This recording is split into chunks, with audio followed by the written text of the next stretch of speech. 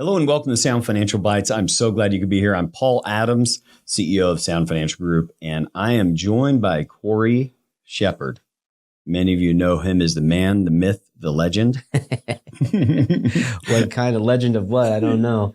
Author of Cape Not Required, and a guy who's just been a gift to most of the clients you've had the opportunity to work with, as well as certainly a gift to us here at this organization. Welcome to the show, Cory. Thank you, Paul. We are going to have some fun today.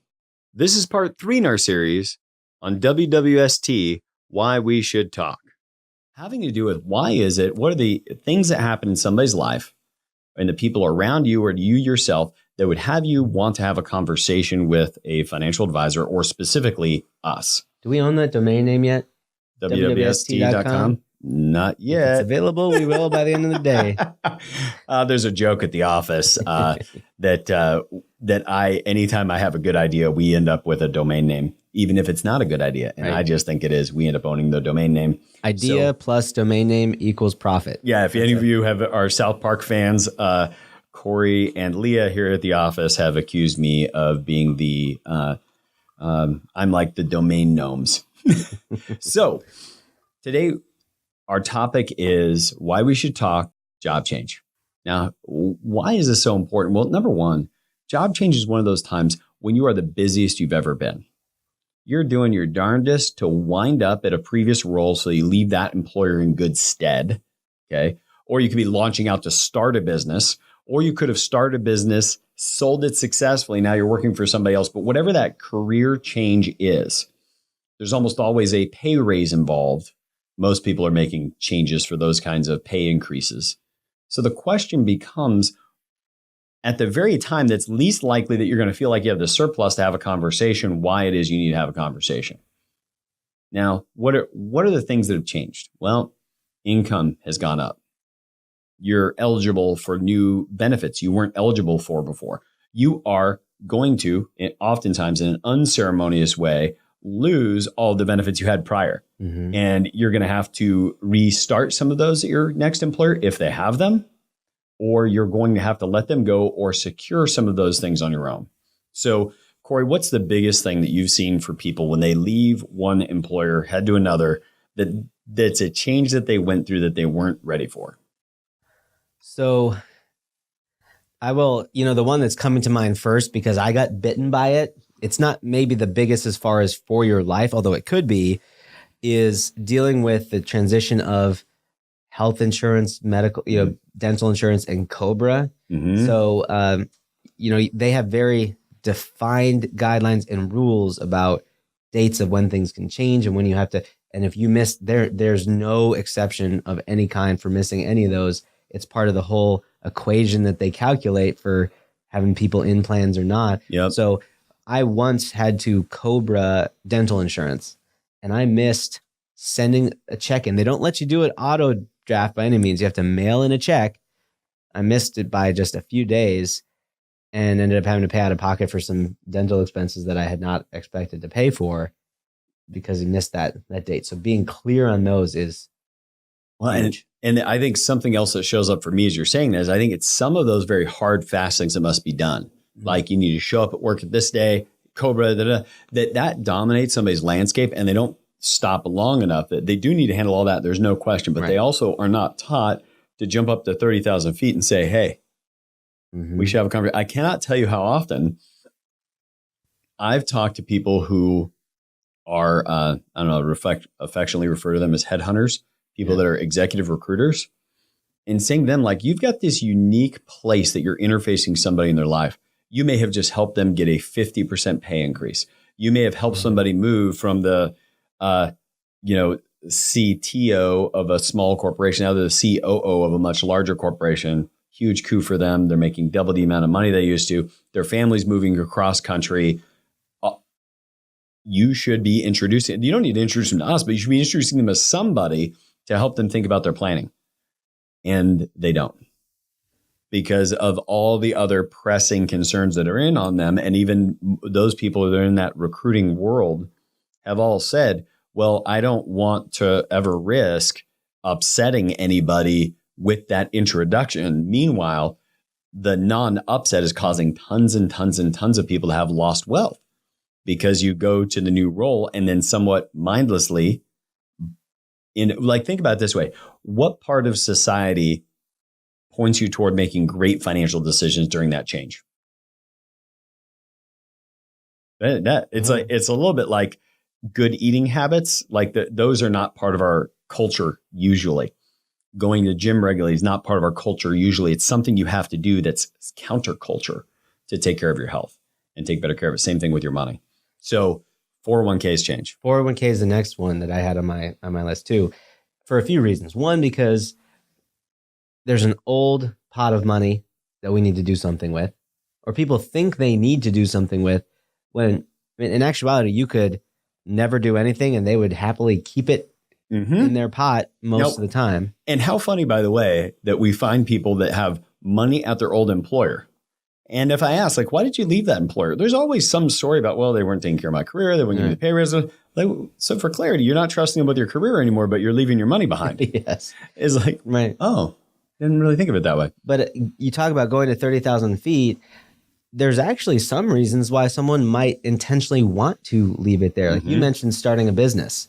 So it could be, most people think, oh, I got to roll it over to my new plan, which you almost never want to do, or roll it into my own IRA, which you often might want to do. But if they're starting a business, instead of having that money locked away, they might want to leave it at their old employer, who may still let them do a 401k loan to get at some of that money, where if they had rolled it to their own IRA, they would not be able to do that. So, yeah. Well, their former employer likely will only allow the loan while they're still there, but they can maybe able to defer how long it takes to pay it off, and some of those that otherwise wouldn't be available. And the key is 401k change, disability insurance, protecting our income. Our former employer may have had it, our new employer may not. We've seen, and we recommend oftentimes, that clients control some portion of their disability insurance, meaning rather than just relying on the group coverage that our employer's been kind enough to give us. By the way, so I promised as we went through these, we would hit some deep financial philosophy. But one is, if you have group coverage where your employer is kind enough to make it part of your benefits package and they're paying for it, well, that's going to be taxable because they deduct the premiums from their taxes, which means if you receive benefit, it will be taxable. So easy math would be, you're somebody making $400,000 a year. $270,000 of that is your base comp, and the other $130,000 is incentive comp. Almost no employers that pay for your disability insurance will cover that incentive comp, meaning you've got 60% covered of $270,000, which is, Cory, as human calculator, anything for me? You call me a human calculator? No, that is not the case. So it ends up being $161,000 is 60% of $162,000. Yeah. Oh, so close. So $162,000 is what's now replaced, and then that's going to be taxable. So somebody goes from making $400,000 a year to maybe a little less than $10,000 a month after tax. $400,000 to a little less than $10,000 a month. That's problematic, to say the least. So what we can do is we can help clients capture a chunk of disability insurance that they own that's theirs. And we may be able to do that in the window between the two employers, because technically there's no group coverage during that time, even if the new employer offers group coverage. Now, why? It's going to be important to own your own individual group. We have a client that's actually on claim right now, and I think he'll actually be on the podcast this year to tell what is likely going to be one of the most gut-wrenching stories any of you guys have ever heard. So I don't want to go into any details. But long story short, his employer on his group coverage is paying $100 a month of what was supposed to be $7,000 a month of benefit. And they paid him $7,000 a month for a little while, but they did not cover him in his occupation. Okay. So once he got through the initial window of trauma around this event, they said, well, you could definitely go work somewhere else, so we're done paying you. He wasn't working anywhere else, but they said he would be able to, and they said, we're done, we're not paying. Meanwhile, the individual contract we helped him get, which is what you would call non-cancelable guaranteed renewable. All that means is the insurance company can't change anything after the contract is issued. Protected him in his occupation, and now he's receiving $6,500 a month from that contract. Meanwhile, his group coverage is only paying $100 a month. And to what he said, it saved his life because he went up to 30,000 feet, even as it related to his group benefits. And it's a great time to be able to assess that, because what do we do otherwise? We get the new group benefits package, check, a bunch of boxes. Right. We're just happy to get to work in the new role. And the group disability insurance takes up space in your allowable amount, crowds out the ability to get new private. So I've seen this with a lot of doctors, and the group coverage is less favorable because of how their occupation plays into that. But the private insurance company takes into account what they have in the group. But if you did it the other way around, applied in the dead zone of not having group, you would be able to get more individual disability insurance. And then whatever the group gave you adds on top after that, because it's non-cancelable, guaranteed renewable. The insurance company can't change anything after the fact. Mm-hmm. And now let's go back to making more money. Now you're making more money you've ever made. And what happens to many people when they think about for yourself, as you listen right now, you're probably making more money you made 5 years ago. In fact, I would challenge you to put yourself in the shoes of you as a household 5 years ago. If I told you you'd be making this kind of money you're making now, most of you would be like, I could do that for like 5 years and I would be done. I mean, man, I would just hang it up because it's so much money. Really? Or you like, oh, I would be saving a ton, and yet two things that most people listening to this will find true, Cory. One, life doesn't feel that ostensibly better. Right. I don't feel like I'm in a massive amount of luxury versus where I was 5 years ago. True. Second, you're still not setting aside. You're not putting money aside in investments. You're not producing the capital at work that we talked about in the last episode that you would need to have for you to be able to have enough money one day. Mm-hmm. Those two things are both true. And the problem is when you go through this window, you've got margin. And if what you can do with you and your spouse and leadership you'd provide your household and be able to say, we're going to make more money. And what we're going to do is we're going to drive all of it to our wealth coordination account. You guys can dig more into what that is. If you're a listener to the show, go all the way back to episode 44. We explain that in detail, but it's the idea of how much money we're going to put aside to assets. If we put the money aside to assets, we're going to be able to build a better future. This is the time to capture it before that money gets lost in the sauce of life. Because something will capture it. Yes, always. The idea of, well, we're just going to have more and be able to, no, it's going to go somewhere. If you don't designate where it goes, it will still be gone. Yeah, it's going somewhere. And the thing that we have to be aware of is how huge the resources are for the entities and organizations that are competing for your dollars and hoping you'll be able to use your disposable money for their purposes. They would like nothing better. So we have to be intentional and get ahead of that curve, that before that first check comes in, you've already figured out where it's going to go.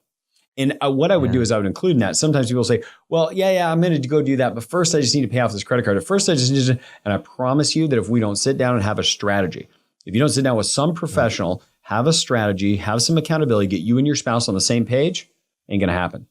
I cannot tell you how big of a deal it is that you and your spouse be on the same page with it. Because I promise you that if you just start making $10,000 more a month, and there is not a strategy for where the money is going to go and what the future needs to look like, all that your spouse will likely feel like that is on the table for things that you guys have been meaning to do.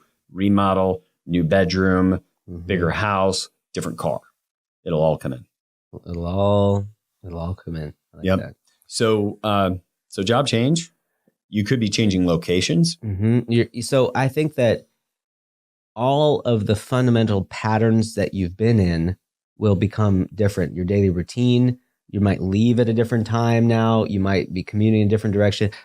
Everything is up for grabs. It's a great time to examine all of those habits because we do get addicted to our lifestyles. And I don't mean that in a bad way. It just is. And so this is a chance to really reset in a lot of ways. Yeah. And just ask, like, is what I'm doing really valuable to me? I did this exercise just periodically. And most recently I saved about $30 a month in recurring monthly charges for things I wasn't using anymore. Yeah. Just because you had the chance to do the reset. And that is not a small deal. When you think about where I need to commute, all that, I'll give you another great one. prior company gave you a company car. You had an Audi A8 because that was your company car. And what would be natural without a check would be like, oh, I need to get another car. I guess get another. It's like, whoa, wait a second. Wait, my new role, it's downtown Seattle or downtown Los Angeles, or I got to go downtown New York. I'm not going to be in a car anymore to go see people. It'll all be walking. Whatever the new situation is, we don't just need to go replace the habit we had in place before. It may not serve where we're going. And that's why, going back to the first episode in this series of Why We Should Talk, if you know how much money is enough and the amount of capital that's required, think about how many things that guides for you to go, oh, wait a second. That really doesn't serve that future ambition I wanted to have by design. I'm going to design and build a good life. That's not a part of it. So job change, pay increases, always a reason to sit down and get some advice and get some thinking. And all the more reason why spouses should get on the same page, because you might have issues around credit card debt, meaning issues like it's there, not that the credit card debt's an issue, but between you and your spouse, it might be an issue. And so having a strategy set aside where we will pay off this debt and then we'll be in these different actions going forward can be really well brokered by a solid financial strategist sitting side by side with you and your spouse over a Zoom meeting, helping them better understand and how it'll take good care of your future. So with that, Cory, how does somebody get a hold of us if they want to follow up? So the show notes for this episode, depending on where you downloaded it, there'll be a link there, soundfinancialbites.com. And if you want to learn more about our philosophies, a great way to be introduced to us is a white paper we created for that purpose. And it's called Money, Where Humanity and Hard Numbers Meet. And you can find it at humanity.sfgwa.com, humanity.sfgwa.com. And if anything that you've heard here has created the need for a conversation to go deeper, sending an email to info@sfgwa.com with the word philosophy in the subject line will get our team coordinating to get you a conversation with one of us. And be clear that conversation, we don't make anybody an offer. We just share with you the way we look at the world, the way we look at money. We hope that it serves you if we get the opportunity to do that. But the only thing that can happen in that meeting is you could ask for an application to become a client. We don't make an offer to somebody until we know a little more about them and they know a little more about us. So we hope that today's episode has helped you better be able to design and build a good life for you and your family.